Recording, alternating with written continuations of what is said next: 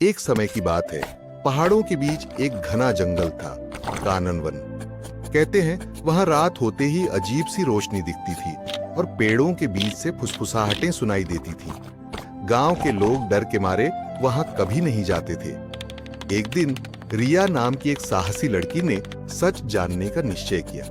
हाथ में टॉर्च और कैमरा लेकर वह रात को जंगल में दाखिल हुई। जैसे जैसे वह आगे बढ़ती गई, हवा ठंडी होती गई और पेड़ों की जड़ें ऐसे हिल रही थीं जैसे जिंदा हों। अचानक उसने देखा, एक पुराना बरगद का पेड़ चमक रहा था। वो धीरे धीरे पास गई तो देखा कि पेड़ के नीचे छोटे छोटे जुगनू एक साथ उड़ रहे थे और उनके बीच एक चमकीला पत्थर रखा था।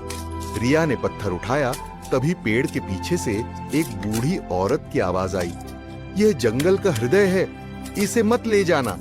रिया डर गई लेकिन हिम्मत करके बोली, मैं बस जानना चाहती थी कि यहाँ क्या छिपा है।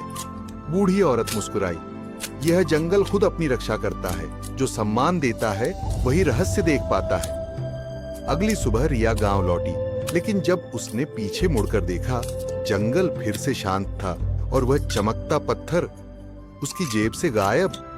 तब से लोग कहते हैं, काननवन आज भी अपने रहस्य खुद संभाले बैठा है। एक समय की बात है। पहाड़ों के बीच एक घना जंगल था, काननवन। कहते हैं वहां रात होते ही अजीब सी रोशनी दिखती थी और पेड़ों के बीच से फुसफुसाहटें सुनाई देती थी। गांव के लोग डर के मारे वहां कभी नहीं जाते थे। एक दिन रिया नाम की एक साहसी लड़की ने सच जानने का निश्चय किया। हाथ में टॉर्च और कैमरा लेकर वह रात को जंगल में दाखिल हुई। जैसे जैसे वह आगे बढ़ती गई, हवा ठंडी होती गई और पेड़ों की जड़ें ऐसे हिल रही थीं जैसे जिंदा हों।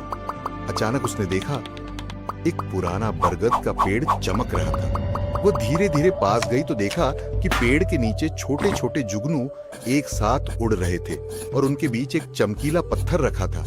रिया ने पत्थर उठाया, तभी पेड़ के पीछे से एक बूढ़ी औरत की आवाज आई, यह जंगल का हृदय है, इसे मत ले जाना।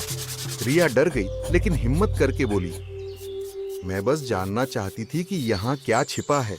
बूढ़ी औरत मुस्कुराई, यह जंगल खुद अपनी रक्षा करता है, जो सम्मान देता है वही रहस्य देख पाता है। अगली सुबह रिया गांव लौटी, लेकिन जब उसने पीछे मुड़कर देखा, जंगल फिर से शांत था और वह चमकता पत्थर उसकी जेब से गायब। तब से लोग कहते हैं, काननवन आज भी अपने रहस्य खुद संभाले बैठा